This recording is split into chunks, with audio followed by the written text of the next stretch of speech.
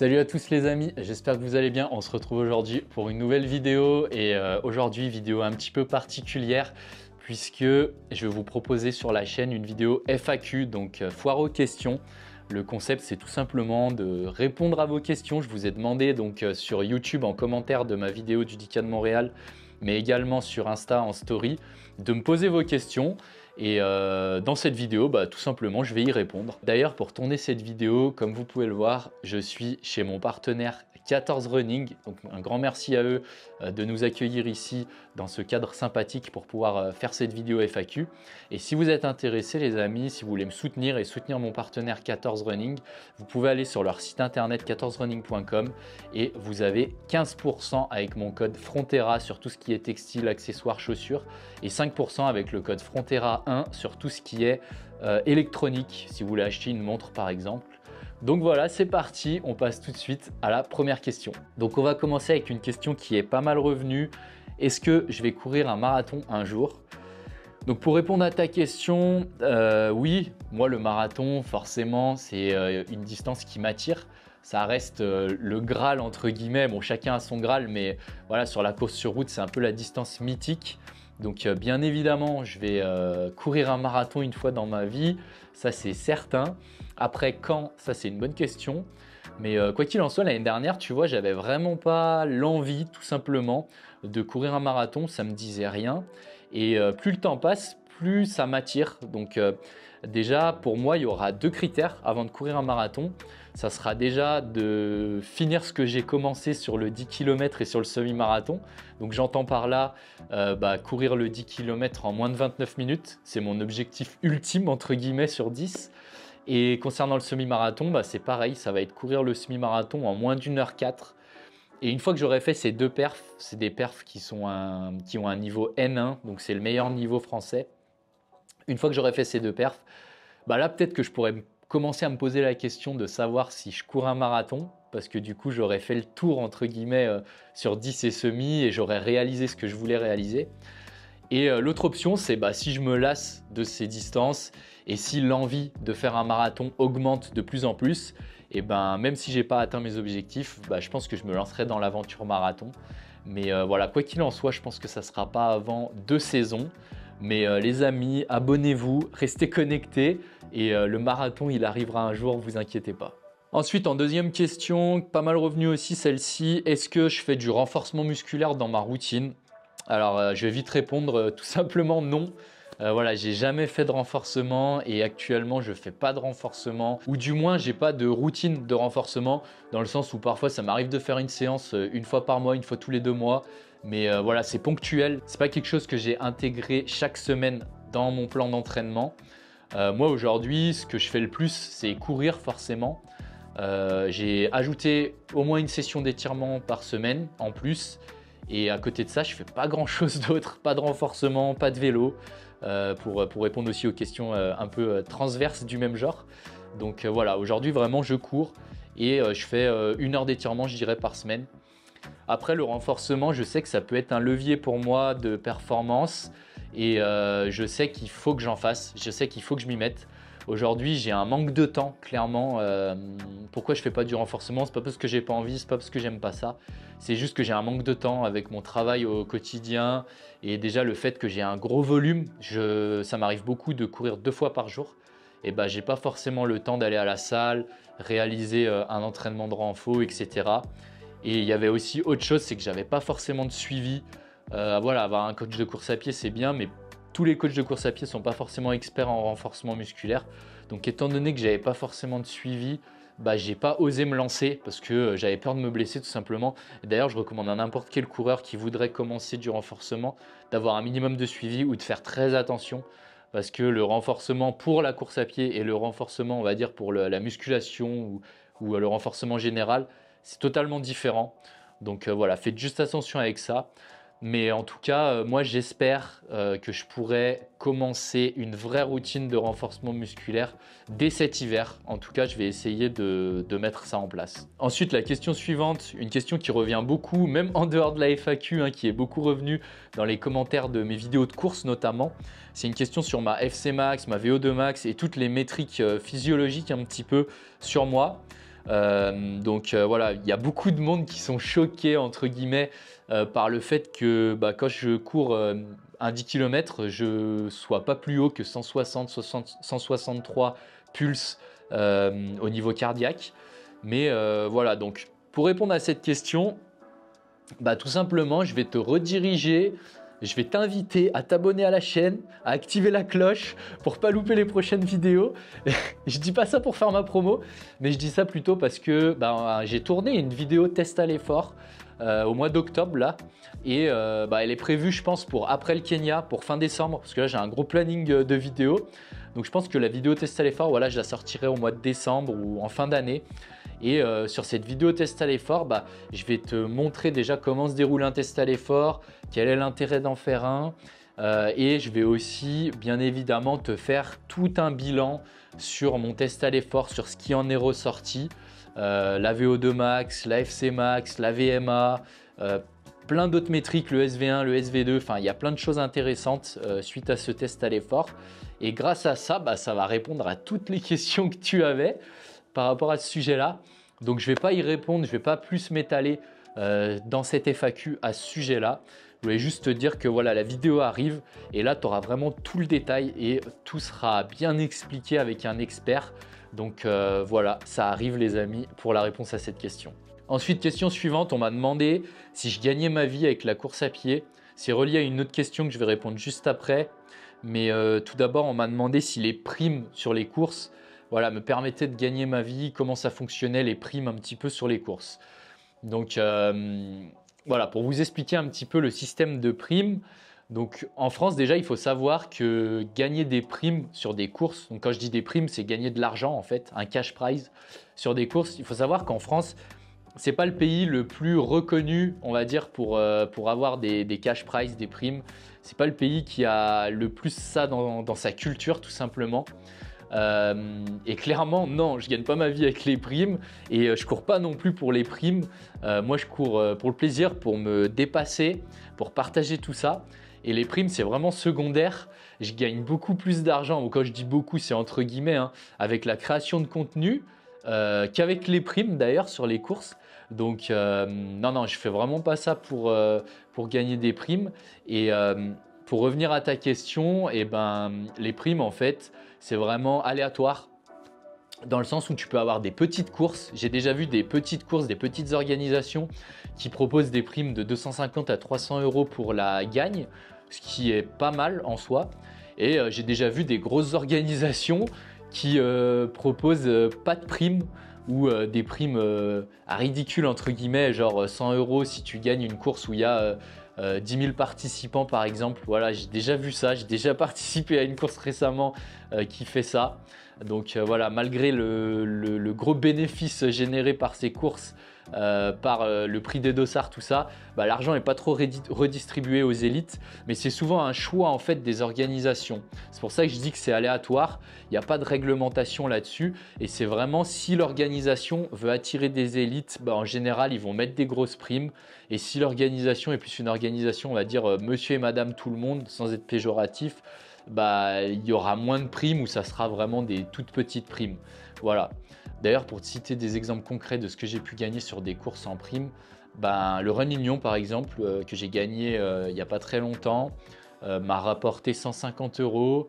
Quand j'ai couru par exemple le semi-marathon de Montréal l'année dernière, j'avais gagné 1 000 €. Donc tu peux voir déjà qu'en Amérique, en Nord-Amérique du moins, le système de primes est plus dans leur culture et tu vas plus pouvoir gagner de l'argent là-bas sur des courses qu'en Europe. Du moins, c'est ce que j'ai remarqué de ma propre expérience. Mais voilà, en France, ça m'est aussi arrivé sur un petit événement de gagner 250 € sur un 10 km en prime. Mais en tout cas, j'ai jamais gagné plus de 500 € en France. Et à l'étranger, ma plus grosse prime, c'était au Semi de Montréal avec 1 000 €. Et du coup, cette question, elle est un peu liée à une autre question qui est pas mal ressortie. C'est est-ce que tu fais de la course à pied ton métier et si ce n'est pas le cas, comment fais-tu pour t'organiser avec ton travail? Donc non, déjà tout de suite, je vous le dis, je l'ai déjà répété dans plusieurs vidéos, tout ça, mais non, la course à pied, moi, c'est pas mon métier. C'est même pas mon métier, on va dire à mi-temps. Je suis même pas semi-professionnel, je suis pas professionnel en course à pied. Pour être professionnel en course à pied, il faut que ce soit son métier, il faut que ce soit sa principale source de revenus. Moi, c'est pas le cas. Moi, ma principale source de revenus et mon métier à temps plein, c'est ingénieur en informatique. Voilà, je suis ingénieur sur les solutions Microsoft Cloud exactement pour les geeks qui nous regardent. Mais voilà, ça c'est vraiment mon métier. J'ai un bac plus 5 en informatique et je me suis mis au sport sur le tard. Et j'ai jamais été professionnel ni même semi-pro puisque je travaille comme tout le monde à temps plein. Après, j'ai la chance que justement mon entreprise me soutienne dans cette démarche de performance, de création de contenu, tout ça. Parce que Classquin, mon entreprise, fait aussi partie de mes partenaires, mais ne m'offre pas pour autant des horaires aménagés. Je vais pouvoir faire des petites collabs avec Classquin ou avoir parfois un défraiement sur mes déplacements à l'étranger aussi quand je vais faire des courses. Donc voilà, il m'aide de cette manière-là. Et pour répondre à la deuxième question, comment je m'organise au quotidien? Déjà, il faut savoir que grâce à mon métier, étant donné que je suis ingénieur en informatique, j'ai 2 jours de télétravail par semaine. Donc ces 2 jours de télétravail, c'est 2 jours où je vais caler mes séances parce que je sais que les séances, c'est des moments où je vais potentiellement filmer, c'est des moments où aussi ça va prendre plus de temps. Donc voilà, il va me falloir plus de temps et le fait de ne pas aller au bureau, ça permet par exemple le matin de me lever un peu plus tôt et de ne pas avoir en tête les transports après pour aller à Lyon, tout ça. Je peux me lever plus tôt, faire ma séance et voilà, prendre ma douche et arriver à 9 h devant mon poste de travail pour commencer à travailler. Alors que si j'avais les transports, ça aurait plutôt été 10 h par exemple. Donc voilà, le fait de faire du télétravail, ça permet vraiment d'être souple sur mon quotidien, sur mes entraînements. Et après, sinon, à mon travail aussi, un truc bête, mais qui marche bien, c'est le fait d'avoir des douches. Moi, je sais qu'à mon boulot, j'ai toujours eu des douches dans les locaux. Et tu vois, avant d'aller au boulot, je fais ma première sortie le matin. Et le midi, si je veux doubler, tout simplement, je sacrifie ma pause midi, je vais courir, je prends ma douche, je mange en 5 minutes en speed et je me remets à travailler. Donc, où je peux même faire ça le soir, voilà, après le boulot, je vais courir à Lyon, je prends ma douche et je rentre chez moi. Donc voilà, le fait aussi d'avoir des douches et un vestiaire sur place à mon taf, ça facilite grandement les choses. Et puis après, je l'ai toujours dit, c'est aussi une question de motivation, une question d'organisation. Quand on est motivé, on peut tout faire. Moi, je cours 150 km par semaine avec un boulot à temps plein d'ingénieur. Mais la motivation, le fait que j'arrive à me lever tôt aussi assez facilement, ça aide. Mais voilà, moi, je suis un lève-tôt. Donc le matin, je me lève plus tôt. J'essaye de courir, faire mon premier entraînement en ayant mangé, en étant bien réveillé. Et après, je cale mon deuxième entraînement, comme je te l'ai dit, le midi ou le soir. Et finalement, j'arrive à tenir ce rythme plus ou moins tous les jours. Donc c'est pas mal. La question suivante, c'est au sujet de ma progression. Donc on m'a demandé, peux-tu nous afficher ta progression sur 10 km selon les années, du tout début à la fin? Sur tes débuts en course à pied, tu faisais des semaines à combien de kilomètres et combien maintenant? Comment as-tu pu augmenter? Voilà, c'est une longue question, il y a beaucoup de sujets. Je vais répondre, je vais la décortiquer en plusieurs parties. Donc déjà, par rapport à ma progression, il faut savoir, tout comme le test à l'effort, je vais te rediriger sur ma chaîne YouTube cette fois-ci, puisque j'ai fait une vidéo, je crois, comment je suis passé de 45 minutes à 29 minutes aux 10 km. C'est une des vidéos d'ailleurs qui a le mieux marché sur ma chaîne. C'est une vidéo un peu du même style où je te parle facecam et où je reviens sur toutes mes saisons avec tout le détail, donc chaque course, ma progression, les caps que j'ai passés chaque année, etc. etc. C'est une vidéo qui dure 40 minutes, donc si vraiment tu veux mieux me connaître, mieux connaître ma progression, je t'invite vraiment à aller visionner cette vidéo. Mais sinon, pour parler vite fait comme ça de ma progression, il faut savoir qu'elle a été linéaire et elle a été sur plusieurs années. Ça fait maintenant une dizaine d'années que je cours. Et voilà, j'aime bien répéter aussi aux plus jeunes ou à ceux qui sont débutants que la course à pied, c'est un sport qui prend du temps, c'est un processus long, il ne faut pas être pressé. Et moi, j'ai commencé comme tout le monde. J'ai commencé, je courais 45 minutes au 10 km. J'en vois même des jeunes qui commencent maintenant qui font 35, tu vois. Moi, je n'ai pas commencé à 35, j'ai commencé à 45 et ça ne m'a pas empêché aujourd'hui de courir 29 minutes et d'être très proche des 28 minutes. Mais il a fallu des années d'apprentissage, des blessures, des erreurs, plein de choses pour que j'en arrive ici. Ce n'est pas en 2 ans que vous allez courir 29 minutes au 10 km. Voilà, je voulais vraiment reparler de ça parce que je vois beaucoup de gens qui sont très pressés de progresser, mais la course à pied, c'est vraiment un processus long. Ensuite, tu me demandes sur mes débuts en course à pied, je faisais des semaines à combien de kilomètres et combien je fais maintenant et comment j'ai pu augmenter. Là, encore une fois, je vais faire de la prévention, les gars, parce que aujourd'hui, avec Strava, avec tous ces médias qui permettent de suivre en temps réel ce qu'on fait, le nombre de kilométrages hebdomadaires, etc., etc., et ben en fait, on en arrive à une société où on se compare de plus en plus, tu vois. C'est vraiment, tiens, je vais le suivre lui sur Strava, putain, je vois qu'il fait 29 au 10, il fait 150 km par semaine, donc il faut que je fasse du volume, il faut que je fasse 105 km par semaine, voilà. Non, ça marche pas comme ça. Déjà, dans un premier temps, il faut surtout pas se comparer. Il faut pas se dire, voilà, ce gars-là, il court 150 km, donc moi, je vais courir aussi 150 km pour atteindre son niveau. Ça marche pas du tout comme ça. Encore une fois, au niveau de la génétique, on est tous conçus différemment. Il y a certaines personnes qui vont bien encaisser le volume dès le début, certaines personnes qui vont devoir augmenter leur volume, par exemple 10 km par semaine tous les 6 mois, et ils vont encaisser l'augmentation du volume qu'en allant très doucement. Et il y a certaines personnes qui vont atteindre aussi un palier, par exemple à 100 km, et ils ne vont pas pouvoir courir plus, que ce soit pour des raisons d'organisation, des raisons de forme, de blessure, je ne sais quoi. Mais voilà, tout ça pour dire qu'il ne faut pas se comparer et qu'il faut surtout se faire sa propre expérience. Moi, tu vois, quand j'ai commencé il y a 10 ans la course à pied, j'étais même pas sur Strava. J'étais pas sur Strava, je connaissais rien du tout. Vraiment, c'était comme une gazelle dans la savane, tu vois, au milieu de n'importe quoi.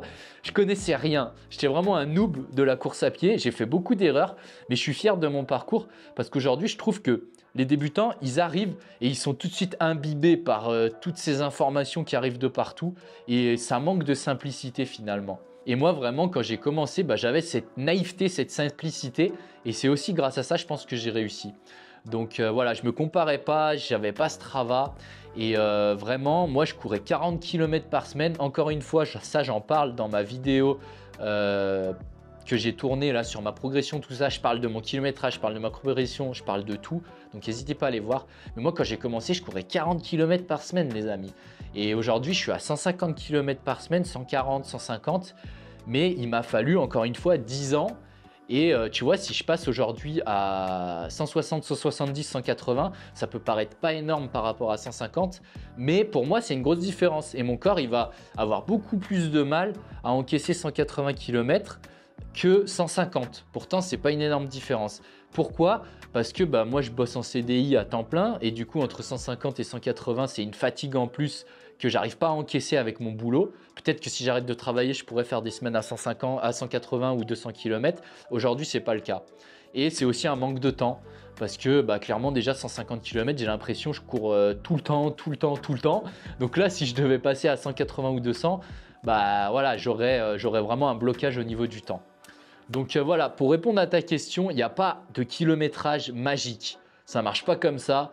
Ce qu'il faut que tu fasses, c'est que tu commences progressivement et qu'au fur et à mesure de ta progression, de ton aventure, tu augmentes le kilométrage vraiment en écoutant ton corps, en écoutant tes sensations. Et si tu vois qu'en augmentant trop vite ou à un certain kilométrage, tu as des douleurs, tu te sens plus fatigué ou ça impacte ta vie personnelle, et c'est qu'il faut baisser ton kilométrage ou c'est que tu as trouvé le bon palier tout simplement. Ensuite, la question pour laquelle je pense de nombreuses personnes sont sur cette vidéo, la question qui est le plus revenue et sur laquelle je voulais me prononcer aussi parce que c'est vrai que j'ai été un peu discret à ce sujet-là, on va dire. J'en ai pas beaucoup parlé parce que j'attendais vraiment d'avoir un peu de recul et aussi d'en parler calmement. C'est le sujet du coaching avec Maxime, avec Runwise. Donc pourquoi j'ai arrêté le coaching avec Maxime? Pourquoi Max n'est plus mon coach? Déjà peut-être que tu n'es pas au courant, parce que tout le monde n'est pas au courant aujourd'hui. Maxime a fait une story mi-septembre pour en parler, mais moi je ne me suis pas trop prononcé là-dessus depuis, donc peut-être que tu n'es pas au courant, mais quoi qu'il en soit, je vais t'expliquer justement toute l'histoire ici et je vais mettre les choses au clair tout simplement et vous raconter tout ça tout de suite. Donc avec Maxime, qu'est-ce qui s'est passé? Il faut savoir que là, le début de saison, donc que j'ai commencé, je dirais mi-août, J'étais très motivé pour le sub 29, très motivé pour le Kenya, motivé pour tous mes objectifs à venir. Maxime est venu d'ailleurs me voir, me rendre visite à Lyon fin août. On a passé des très bonnes séances, tout allait bien. Ensuite, quand il est reparti, moi je suis un peu tombé malade, j'ai attrapé le Covid fin août, c'était pas une super période. Malgré ça, je voulais quand même continuer à m'entraîner, malgré le fait que j'étais malade, parce que je m'étais assez reposé l'été et j'étais vraiment motivé à reprendre la saison. Donc je me suis un peu entraîné sur la fatigue, sur le Covid, tout ça, chose que je recommande pas forcément. Et tout ça, ça a fait que je me suis fait mal aux pieds parce que je dormais 3 heures par nuit étant donné que j'étais très malade. Et je me suis fait mal aux pieds. Une inflammation, au début je pensais que c'était beaucoup plus grave, mais au final il s'est avéré que c'était juste une petite gêne, une inflammation du métatarsien. Et cette gêne a fait que ma course de rentrée, qu'on avait prévue avec Max, on avait tout un planning de prévu avec Max jusqu'en janvier je crois, ma course de rentrée qui était le 5 km de Paris début septembre, j'ai dû l'annuler à cause de cette gêne au pied. Et je pensais aussi que c'était beaucoup plus grave, donc j'ai préféré l'annuler. Sauf que quelques jours plus tard, j'ai fait des examens et la gêne est partie finalement aussi vite qu'elle est arrivée. Il s'est avéré que ce n'était pas de fracture de fatigue ou autre chose, c'était juste une inflammation comme je le disais. Et du coup, moi ça m'a remonté le moral, ça m'a aussi rassuré et j'ai repris l'entraînement. Et ensuite, le week-end qui est arrivé, là j'ai Virgile et j'ai aussi des potes de la team Game Changer avec qui je m'entends bien, qui m'ont proposé d'aller courir un 10 km à Mâcon, une course que j'ai déjà faite l'année dernière, que j'apprécie bien, et qui était une semaine après le 5 km de Paris, pour te situer un peu la période. Donc moi j'ai cogité beaucoup, je me suis dit est-ce que j'y vais, est-ce que j'y vais pas, parce que j'avais aussi Montréal une semaine après. Au final, sur un coup de tête un peu au dernier moment, je me suis dit allez j'y vais. J'ai pris mon téléphone, j'ai envoyé un message vocal à l'arrache à Maxime sur WhatsApp la veille. Mais voilà, je savais que Max n'allait pas être très content de ça, mais je ne m'attendais pas à cette réaction non plus. Donc au final, j'ai envoyé ce message vocal à Max. Bon, je savais que j'étais un peu en tort, tout ça. Et j'y suis allé un peu pour le plaisir, plus pour le plaisir en fait que la raison. J'ai fait passer les potes, j'ai fait passer le fait que j'aime les compétitions avant le plan d'entraînement et la raison. Et c'est ça qui a causé à ma perte avec Maxime, clairement on peut le dire. Puisque le lendemain j'ai couru sur cette course, ça s'est très bien passé, j'ai pas eu de douleur au pied, je termine deuxième en 30 minutes 37, donc plutôt positif pour un début de saison. Sauf que arrivé le midi, j'étais au resto avec tout le monde. Et là, Max, il m'envoie un message sur WhatsApp et je vais pas te détailler toute la conversation, mais il était un peu énervé, un peu déçu de ce que j'avais fait, de mon comportement là, du fait que il se rende compte que j'ai couru au 10K de Mâcon sur Insta et que je lui ai envoyé un pauvre message vocal la veille au soir, alors que oui, j'aurais probablement dû le prévenir bien plus à l'avance. Et je pense aussi que c'est pas arrivé à la bonne période, dans le sens où Max à ce moment-là, il était en train de déménager, il prépare aussi son marathon, il aimerait bien faire un gros chrono, donc il avait beaucoup de charge mentale. Il a beaucoup de choses à gérer et je pense que c'est un peu la goutte d'eau, tu vois, avec moi qui était de trop. Et du coup, il a pris la décision d'arrêter de me coacher pour ça, pour le fait que finalement, j'ai pas été assez rigoureux et que je l'ai pas prévenu. Enfin, assez rigoureux, oui et non, parce que vraiment, le plan d'entraînement, je le suivais et je kiffais d'ailleurs son plan d'entraînement. Mais là, c'est plutôt le fait que je l'ai pas prévenu et que lui, il a un peu eu le sentiment d'être trompé et de travailler dans le vide finalement sur le plan qu'il m'avait fait la semaine d'avant et la semaine d'après. Quand tu rajoutes une course au milieu d'un plan d'entraînement, forcément, ça casse un peu tout. Donc il a eu cette impression-là et je pense il m'avait aussi déjà prévenu l'année dernière de ça. Donc clairement, je lui jette pas la pierre, je comprends totalement son point de vue. Et moi-même, je sais que je suis un électron libre, que j'ai pas été exemplaire et que j'ai aussi, j'aurais peut-être dû lui en parler au moins avant et voire ne pas y aller et finalement juste me contenter de Montréal, parce qu'au final, la semaine après à Montréal, j'ai bien couru aussi. Est-ce que j'avais vraiment besoin de cette course pour me rassurer? Je saurais jamais.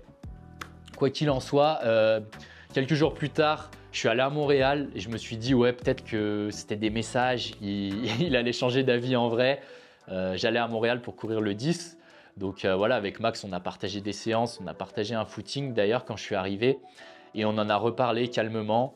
Et voilà, Max était vraiment borné sur sa décision et il voulait vraiment pas changer. Maxime, il est comme ça. Quand il prend une décision, il est souvent ferme et il voulait pas changer sa décision, en tout cas sur le court terme. Voilà, j'espère toujours les amis, moi Max, j'ai rien contre lui. Il y a aucun malaise, il faut savoir ça. Max, ça a toujours été un pote, c'est toujours un pote. Justement, on a su faire la différence entre le côté athlète, où je suis un peu électron libre, où parfois je fais n'importe quoi, et le côté humain, le fait qu'on soit pote, qu'on soit partenaire d'entraînement aussi, et qu'on s'entende bien, qu'on rigole bien quand on se voit. On a vraiment fait la distinction. Et Max, pour moi, ça reste un pote. Je vais aller au Kenya avec lui là, dans quelques jours. Et on va s'entraîner ensemble, on va partager beaucoup de séances ensemble, on va être dans la même maison.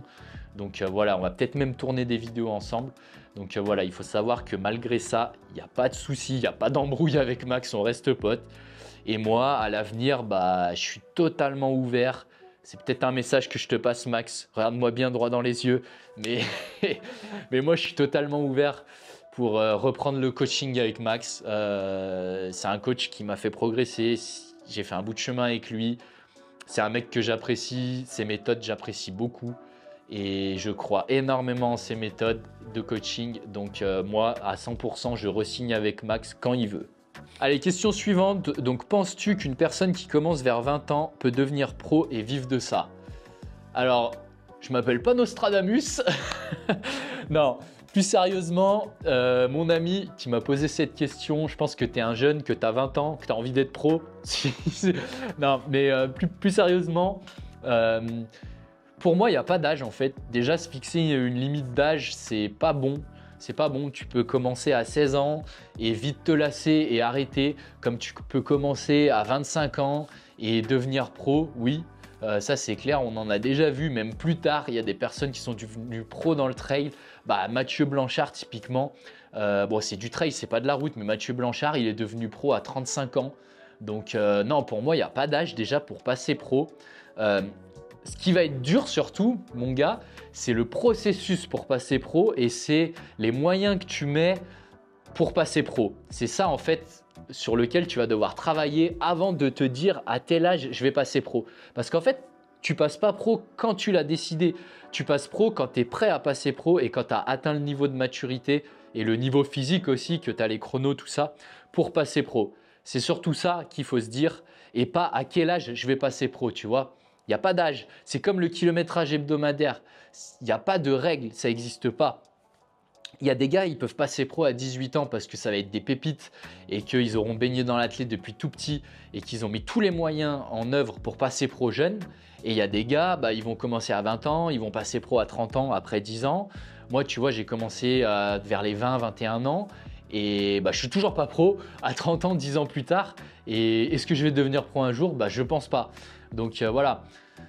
En fait, je pense que tu peux être pro à n'importe quel âge pour répondre à ta question. Et comme je te le disais avant, vraiment, le truc sur lequel il faut que tu réfléchisses le plus, au-delà de l'âge, ça va être vraiment comment tu vas mettre en place des choses pour devenir pro. Et le plus vite possible. Donc sans te blesser, sans que ça impacte aussi ton avenir, tes études, bien évidemment, ça reste important parce que le milieu pro en course à pied, je pense que tu peux les compter sur les doigts d'une main, ceux qui vivent de ça en France. Donc voilà, faut pas non plus tout miser là-dessus, garder les pieds sur terre et essayer d'atteindre cet objectif en étant le plus lucide possible et en étant le plus sérieux possible. Donc voilà, je ne pourrais pas répondre à ta question précisément. Oui, tu peux passer pro à 20 ans comme tu peux passer pro à 35 ans. Question suivante, est-ce que tu vas continuer le 1500 mètres pour travailler la vitesse lors de la saison à venir? Alors, j'ai démontré mon plus haut niveau sur 1500 mètres la saison dernière en courant 3,58 les amis. En vrai, c'est éclaté par rapport à mon niveau. Mais les gars, le 1500, en fait, c'est une distance que j'apprécie pas trop. Pourtant, je vénère le maître Jacob, mais malheureusement, moi, je suis pas un coureur de 1500. Je kiffe beaucoup plus le 3000 et le 5000 pour le coup. Mais j'ai quand même envie de me challenger à nouveau sur 1500 la saison à venir. Donc, pour répondre à ta question, oui, oui, c'est prévu. Je dirais pas que du 1500. Je répondrai à ta question plutôt en disant oui, c'est prévu à partir, je pense, de mai, juin. Je vais basculer, je vais quitter la route pour passer sur une saison piste, comme j'ai fait un peu l'année dernière. Et voilà, à partir de mai, juin, il y aura les interclubs, donc je vais courir sur 3000. Après, il y aura les meetings, juin, juillet, où là, je pense que je ferai du 1500-5000. Voilà, je ferai une prépa un peu hybride, mais plus axée 5000, parce que j'aimerais bien claquer un gros chrono sur 5000 la saison prochaine. Mais j'aimerais bien aussi au moins faire 350, 355, au moins voilà, sur 1500, histoire de dire que j'ai fait ce chrono-là. Mais c'est clairement pas mon objectif principal. Après, oui, pour répondre à ta question aussi, ça va me permettre de travailler la vitesse, effectivement. Mais le 5000 aussi va me permettre de travailler la vitesse, le 3000 aussi.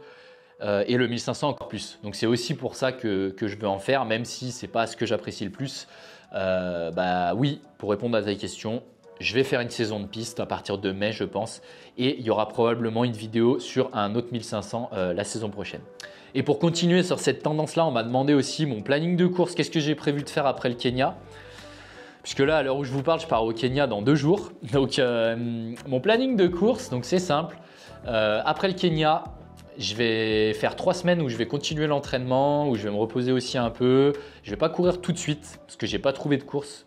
Mais voilà, après le Kenya, je vais attendre 3 semaines et ensuite je vais aller aux 10 km de la Tour Eiffel dans un premier temps. Le but aux 10 km de la Tour Eiffel, ça ne va pas forcément être le sub 29. Ça dépendra vraiment de ma forme, mais je ne pense pas que je vais courir sub 29 là-bas. Déjà, si j'arrive à faire 29-15 ou moins sur cette course, ça sera top. Donc voilà, l'objectif sur le 10K de la Tour Eiffel, c'est le 15 décembre. Ça sera plutôt de faire en dessous des 29-20, on va dire. Ça sera positif dans tous les cas, si je suis en dessous de cette perf-là. Et ensuite, je vais bien évidemment aller à la prom. Voilà, pour ceux qui m'ont demandé, oui, je serai présent à la prom 2025. D'ailleurs, je remercie l'organisation et moi, je vous conseille cette course parce que vraiment, l'organisation, c'est des pépites. Le cadre, il est incroyable. Le parcours, il est incroyable. La météo, on est souvent pas mal. Il y a des packs de coureurs pour tous les niveaux. Donc, c'est vraiment une course à pas louper.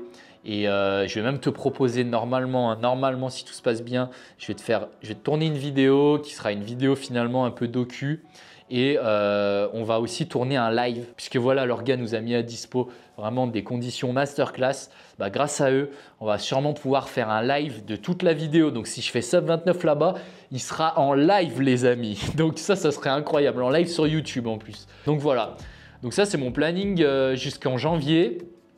Après, je ferai peut-être un ou 2 crosses pour le fun. En janvier, on va voir, c'est pas encore sûr. Et après, je pense en février, tout dépendra de ce que j'ai fait à la prom. Si à la prom, je ne suis pas satisfait de mon chrono, en février, je ferai probablement le 10 km d'Ibiza. Et si à la prom, je suis satisfait de mon chrono, en février, je ferai probablement un semi, sûrement à Montréal ou peut-être le semi de Paris qui est début mars, peut-être. Et après, dans la foulée, bah, je serai également présent au championnat de France de 10 kg.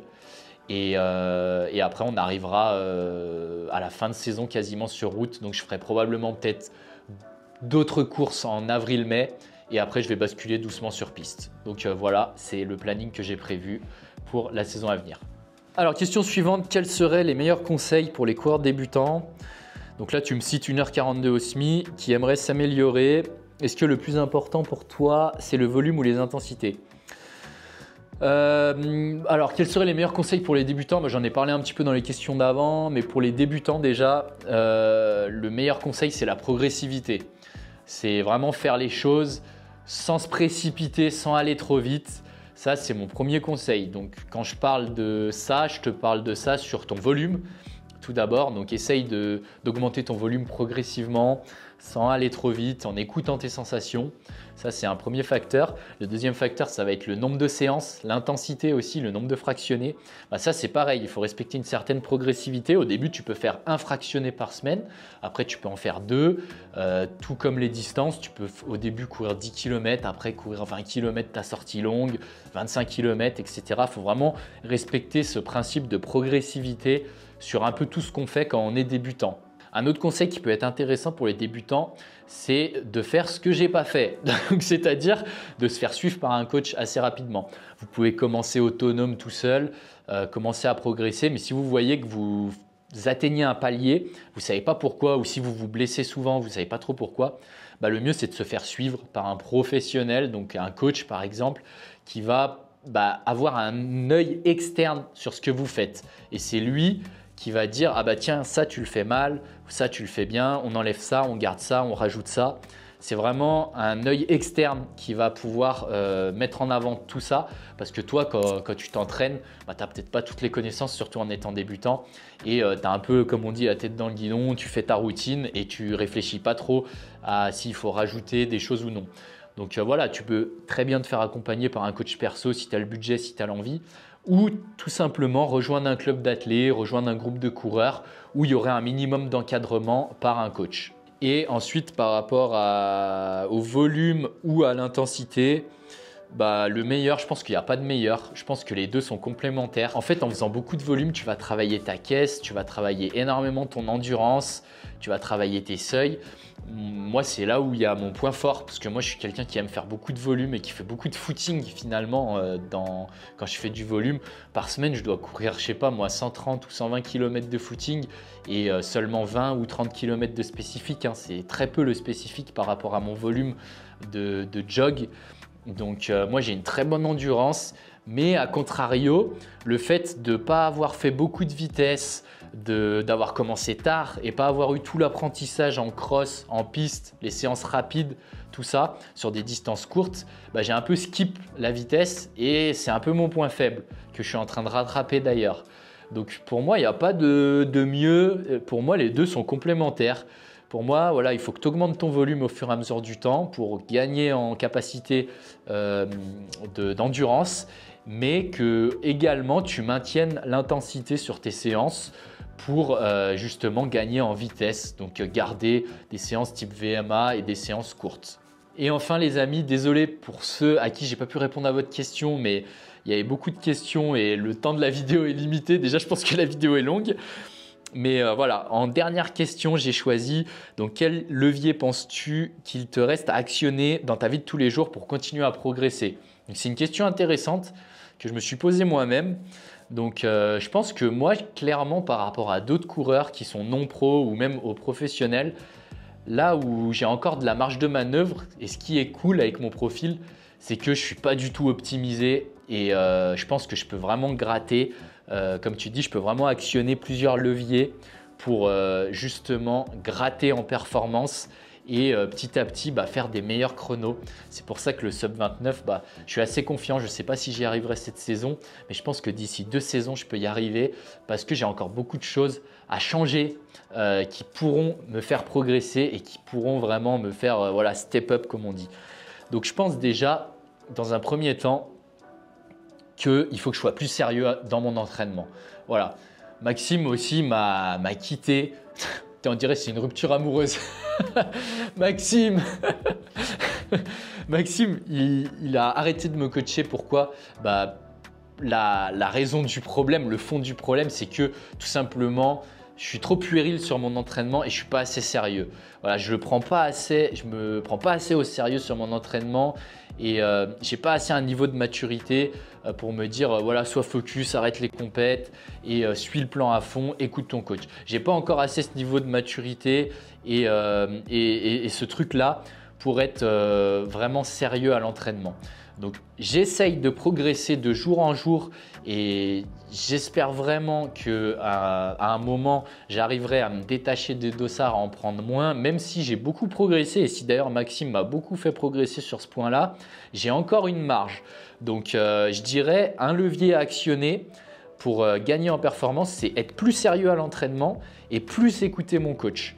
Faire moins de compétition, si je mets tout ça, déjà je pourrais peut-être progresser plus, être plus sérieux, être plus optimisé quand j'arrive sur mes compètes. Parce que quand tu vois que j'arrive sur le Running avec 150 kg dans les jambes, personne ne fait ça. Donc voilà, clairement, il y a le fait que je manque de sérieux me pénalise. Ça c'est la première chose. La deuxième chose qui est évidente, c'est le fait que je travaille tous les jours au quotidien. même si j'ai des bonnes conditions, même si j'ai 2 jours de télétravail, bah, le travail c'est une charge mentale, c'est une fatigue mentale. Même si j'ai pas la fatigue physique, bah, mine de rien, après une grosse journée de travail où tu as passé ta journée en call, où tu as réfléchi toute la journée pour mettre en place des nouveaux systèmes ou je ne sais quoi, bah, n'empêche que la charge mentale elle est là. Donc, et que la pression du travail elle est là, le fait que je dois livrer des projets parce que je suis chef de projet aussi à temps, que aussi dans mon métier il y a beaucoup d'imprévus, donc gérer tout ça, bah mine de rien c'est du stress au quotidien. Et parfois bah, j'arrive, c'est la pause midi, mon chef il me dit là Anto il y a une urgence, il faut bosser à midi, et bah, je bosse à midi et je vais pas courir et ça me fait sauter une séance. Et c'est pour ça que parfois j'ai des semaines qui ressemblent aussi à des montagnes russes. C'est vraiment le taf. Pour moi, ça passe au premier plan, ça passe devant l'entraînement. Pourquoi? Parce que mon taf, bah, c'est ce qui me fait vivre, c'est mon gagne-pain. Et sans ça, bah, tout simplement, je ne pourrais pas payer mon loyer, les amis. Donc, il faut savoir mettre ses priorités dans la vie. Et moi, mon travail, c'est ma première priorité. Et le jour où le travail serait plus ma première priorité, bah, je pourrais mettre l'entraînement en priorité numéro 1. Et forcément, bah, ça c'est un autre levier de performance. Je ne sais pas pourquoi je fais ça d'ailleurs, mais bon, on va continuer avec les leviers. Donc, troisième levier, les amis, c'est l'entraînement en altitude. Donc, il faut savoir, bah, dans 2 jours, je serai au Kenya. Donc, on aura la réponse sûrement après mon stage. Mais il faut savoir que je ne suis jamais allé en altitude m'entraîner. J'ai jamais fait de stage en altitude, que ce soit à Font-Romeu, au Kenya ou n'importe où. C'est jamais arrivé. Je me suis toujours entraîné en plaine chez moi. J'ai jamais eu le cadre d'un stage tout simplement et encore moins en altitude. Donc là, je vais découvrir au Kenya. Ça va être pour moi la première fois. J'ai choisi le Kenya, c'est le meilleur cadre je pense pour ça. Mais je pense qu'à l'avenir, je vais maintenir au moins un stage d'altitude par an. Ça sera peut-être pas tous les ans au Kenya. Avec le boulot, c'est galère aussi. Hein. J'ai dû poser 1 mois de congé. D'ailleurs, je ne l'ai pas dit tout à l'heure, mais j'ai dû poser 1 mois de congé. Donc, c'est des sacrifices. J'ai sacrifié des congés avec ma chérie. J'ai sacrifié beaucoup de choses pour ce stage. Donc, voilà, on en revient au fait que le boulot, bah, ça me fait faire des sacrifices aussi. Bref, l'altitude, ouais, c'est vraiment un levier de perf.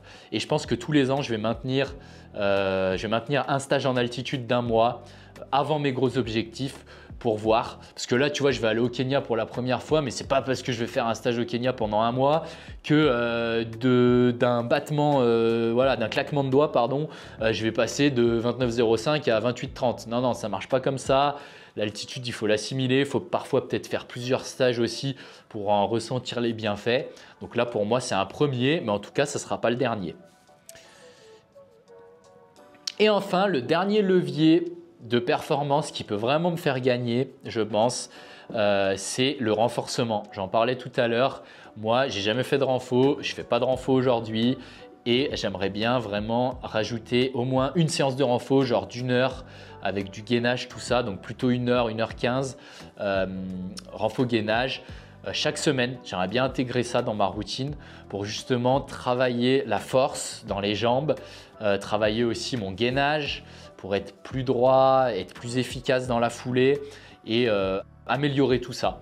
Et ça, c'est des choses que tu ne peux pas travailler en courant tout simplement. Et c'est des choses qu'il faut faire en faisant du renfo, du gainage. Et ça, aujourd'hui, je ne l'ai pas dans ma routine. Et je pense que si demain, je me mets 1 séance, voire 2 séances, encore mieux, par semaine de renfo gainage, et ben, je pense qu'il est là, hein, le dernier levier. Donc voilà les gars, pour résumer, moins de taf, plus de sérieux à l'entraînement, plus de renfo et plus d'entraînement en altitude. Ça ferait de moi un coureur plus professionnel, meilleur et je pense avec de meilleurs records personnels. Et ça, je pense qu'on le saura à l'avenir parce que c'est des choses que je vais essayer de rajouter à mon quotidien en tout cas. Voilà les amis, c'est la fin de cette vidéo. J'espère que vous aurez kiffé m'entendre parler et que j'espère que j'aurai répondu à vos questions. En tout cas, si vous avez encore des questions les gars, là c'est trop facile pour moi là.